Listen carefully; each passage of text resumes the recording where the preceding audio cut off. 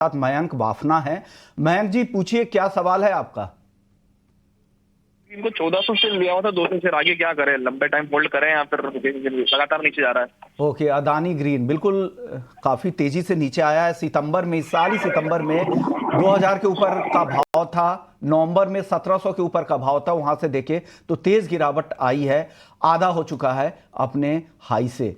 अब अपने मेहमानों से इन पर राय ले लेते हैं। कुणाल जी, आप बताइए, क्या लग रहा है आपको? अदानी ग्रीन क्या होल्ड करने में फायदा है? इनको काफी नुकसान हो रहा है। 1400 पर खरीद है, भाव 1000 रुपए के आसपास है।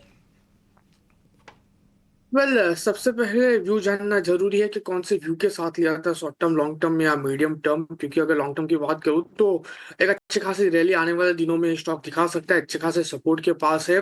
1000 की 1000 के लेवल का अच्छा खासा सपोर्ट है। पहले भी सेम लेवल का सपोर्ट देके स्टॉक ने ऊपरी लेवल पे 2200 तक के लेवल दिखाए थे, तो we can expect the same. But अगर लॉन्ग टर्म का नजरिया है तो मैं कहूंगा कि होल्ड करके रखिए। अगर स्टॉक 1000 के नीचे सस्टेन होता है तो लाइकली चांसेस है कि यहाँ से फर्दर गिरावट देखने को मिल सकती है, जो 800 तक की हो सकती है। तो लॉन्ग टर्म का नजरिया है, होल्ड करके रखिए। शॉर्ट टर्म का है तो जैसे 1000 के नीचे सस्टेन होता है, क्लोज देता है, निकल जाइए। 800 पे वापस खरीदने का मौका आपको ये स्टॉक देगा। ओके, तो ये वापस से आपको खरीदने का यहाँ पर मौका मिलेगा, और अगर लंबी अवधि का नजरिया है तो आप यहाँ पर होल्ड कर सकते हैं। अगले गुड मॉर्निंग इब्राहिम, बताइए किस स्टॉक पे आपका सवाल है? सर मेरा एनबीसीसी में सवाल है। 5000 क्वांटिटी है, एवरेज बाइंग 133.66 थी। ठीक है, शॉर्ट टर्म या लॉन्ग टर्म? लॉन्ग टर्म जी सर। चलिए कुणाल, मैं आपके पास आना चाहूंगा। एनबीसीसी इन्होंने 133 रुपए के आसपास की खरीदारी की हुई है। 5000 शेयर इनके पास हैं। लंबी अवधि का नजरिया लेकर चल रहे हैं, हालांकि इनके भाव से तो काफी नीचे है स्टॉक का। बताइए क्या रणनीति रखनी चाहिए? रणनीति होल्ड करके रखने की ही सलाह है। ऑलरेडी कहा है कि लॉन्ग टर्म के लिए है, तो मैं कहूँगा होल्ड करके रखिए। जिस हिसाब से प्रेजेंट गवर्नमेंट वर्क कर रही है हाउस अफोर्डेबल हाउसिंग को लेके, आई थिंक आने वाले दिनों में और भी अच्छी खासी मोमेंटम हमें इसके बेस पे एनबीसीसी में देखने को मिल सकती है।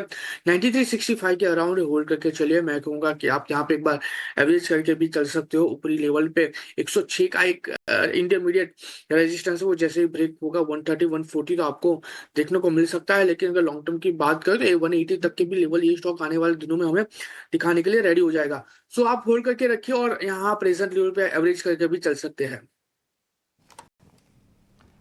ठीक है, तो होल्ड करने की सलाह यहां पर आपको मिलती हुई, और आगे जो है वो बेहतर संकेत नजर आ सकते हैं।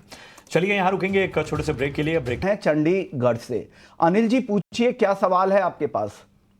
जी नमस्कार जी। नमस्कार सर मेरे पास पीएनसी इंफ्रा के हैं 500 share at the rate of 345 and ITI के हैं 500 शेयर 308 के प्राइस पे।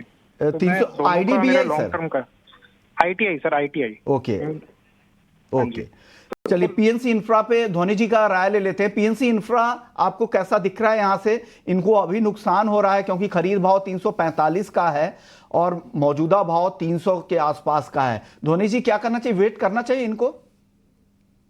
यहाँ पे विश्व मोहन जी, ओवरऑल जो चार्ट स्ट्रक्चर है इसका वो बेरिश साइड का है। इन्होंने जो खरीद करी है वो हाल ही में यहाँ पे पिछले 2 हफ्तों में जो स्टॉक के अंदर एक उछाल आया वही की खरीद भाव इनकी लग रही है, और वहां से यहाँ पे स्टॉक के अंदर वापस से एक गिरावट देखने को मिल रही है। इनफैक्ट अगर आप वीकली स्ट्रक्चर देखें तो वीकली स्ट्रक्चर में 285 के लेवल्स तक इसके अंदर गिरावट देखने को मिल सकती है। हालांकि ये जो है वो एक सपोर्ट लेवल की तरह भी काम करता हुआ देखने को मिल सकता है, तो होल्ड करने की सलाह रहेगी। आप नीचे की तरफ में 285 का यहाँ पे स्ट्रिक्ट स्टॉप लॉस मेंटेन करिए। अगर ये लेवल इसके अंदर गिरावट में हावी होता है तो इसके अंदर एक फर्दर ब्रेकडाउन देखने को मिलेगा। बट अगर ये लेवल यहाँ पे सस्टेन करता है तो आपको वापस से इसके अंदर बढ़त देखने को मिलेगी। तो होल्ड करना है 285 के स्टॉप लॉस के साथ।